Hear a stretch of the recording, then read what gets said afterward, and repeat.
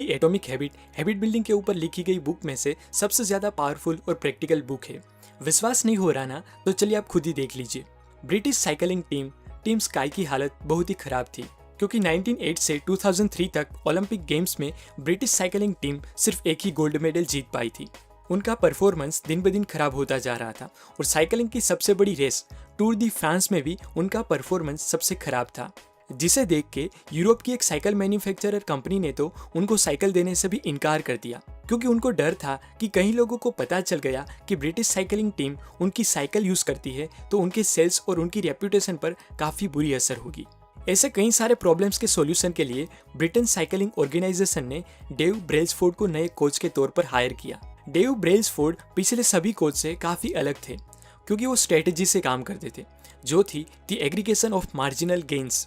मतलब कि अगर हमारे काम के छोटे से छोटे हिस्से को 1% बेटर तरीके से किया जाए तो एट द एंड सभी हिस्सों को जोड़ने पर रिजल्ट एक्सीलेंट मिलेगा। डेव ब्रेल्सफोर्ड ने इसी प्रिंसिपल को अपने वर्क में अप्लाई किया। उन्होंने साइकिल की सीट रीडिजाइन करी जो ज्यादा कंफर्टेबल हो, राइडर्स के लिए अलग अलग फैब्रिक्स ट्राई किए जो लाइट वेट हो, टायर की अच्छी ग्रिप के लिए उस पर अल्कोहल घिसा। वहां पर भी वो रुके नहीं, उन्होंने हर वो एक चीज को 1% इंप्रूव करने की कोशिश करी जो साइकिलिंग से रिलेटेड थी, जिसके बारे में हम सोच भी नहीं सकते। उन्होंने स्पेशल पिलोज और मैट्रेसेस बनवाए जिससे राइडर क्वालिटी स्लीप ले सके। उन्होंने डॉक्टर से हैंड वॉशिंग की प्रॉपर टेक्निक सीखी जिससे उनके राइडर्स बीमार ना पड़े। अपने राइडर्स के लिए अलग अलग मसाज जेल को जाना जो सबसे फास्ट मसल रिकवरी दे पाए। मतलब कि डेव ब्रेल्सफोर्ड ने राइडर्स की आंखों के आई ड्रॉप से लेकर साइकिल की चेन में लगने वाले ऑयल तक सभी चीज़ों को रीडिज़ाइन करके 1% इंप्रूव करने की कोशिश करी।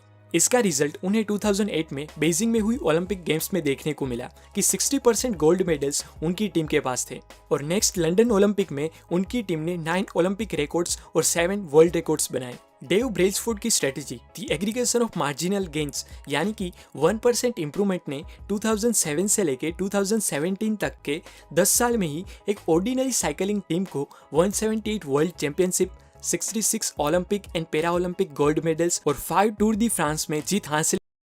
तो सबसे पहला पॉइंट कहता है जस्ट इंप्रूव बाय 1%। क्या आप जानते हैं कि हर रोज अगर आप सिर्फ 1% से इंप्रूव होते हैं तो एक साल के एंड में हम अप्रोक्सीमेटली 38 टाइम्स इंप्रूव हो जाएंगे। उसी तरीके से अगर हम सिर्फ 1% से अपनी परफॉर्मेंस में डिक्रीज होते हैं तो एक साल के एंड में हम अपनी ओरिजिनल कैपेबिलिटी के 0.03 टाइम्स ही रह जाएंगे। इसीलिए ऑथर बोलते हैं कि हमारी लाइफ छोटे छोटे एक्शन से चेंज होती है, ना कि किसी एक बड़े एक्शन से। जैकोब राइस की एक फेवरेट कोट है जिसमें वो कहते हैं कि जब भी मैं डिप्रेस होता हूँ तो मैं एक स्टोन कटर के बारे में सोचने लग जाता हूँ जो बार बार हथौड़ा पत्थर पे मारता रहता है। पत्थर में 100 बार हथौड़ा मारने पर भी उस पत्थर में एक भी क्रैक नहीं आता, लेकिन 101वीं बार हथौड़ा मारने से वो 2 टुकड़ों में टूट जाता है। इस केस में मुझे पता है कि उस पत्थर पे लास्ट बार हथौड़ा मारने से वो नहीं टूटा, बल्कि 100 बार उस पत्थर पर हथौड़ा मारा गया और उस पत्थर का टूटना एक कंबाइंड रिजल्ट था। अब हम में से कई लोगों के साथ यही होता है